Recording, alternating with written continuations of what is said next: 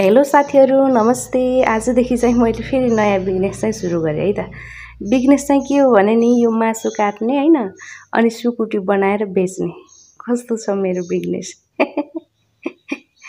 घरमा बस्दा बस्दा बोर लागिसक्यो हैन, न जागिर छ न पेशा छ न केही छ। घर पकाछ खाछ पकाछ खाछ मान्छे मोटाएर हैरान। लौन त अब यसो व्यापार व्यवसाय सुरु गरौँ न त भनेको गोजीमा छाम्झन्दा पैसै छैन।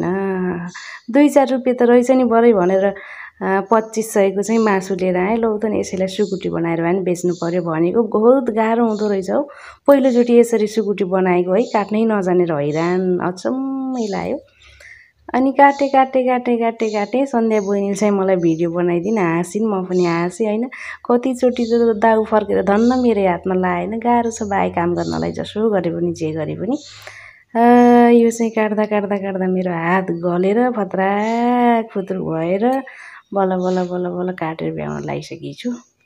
यसलाई बल्ल काटेर त भ्याएँ। अब चाहिँ यसलाई सुकाउनु पर्यो। सुकाउनको लागि जनतन छतमा गएँ। भुइँ पोलेर तातो खुट्टा रनक्क रन्कियो, तै पनि सुकाउन छाडिन। वारीदेखि पारीसम्म लस्करै तिरिर पारेर सुकुटी सुकाएँ। घाम 12 बजे घाममा। कता बिरालीले खाइदिने हो कि भन्ने डर आएँ। त्यसपछि कौवाले खाने हो कि भन्ने डर लाग्यो। जनतन सुकाएर भ्याएँ भाइ। वरिदेखि फरीसम्म भयो। लस्करै सुकाएँ। अब यो 5 किलो सुकुटीको चाहिँ मासुको चाहिँ कति सुकुटी बन्छ होला हौ साथीहरु।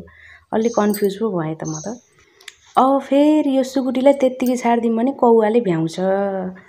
त्यसैमा पनि कतैबाट बिरालो आएर खाइदियो भने मेरो 2500 त खोलामै जान्छ भनेर सर्लक्क एउटा झुल लगेर झुलले मजाले वरिदेखि परिसम्म बाँधिदिएँ सर्लक्कै पारेर।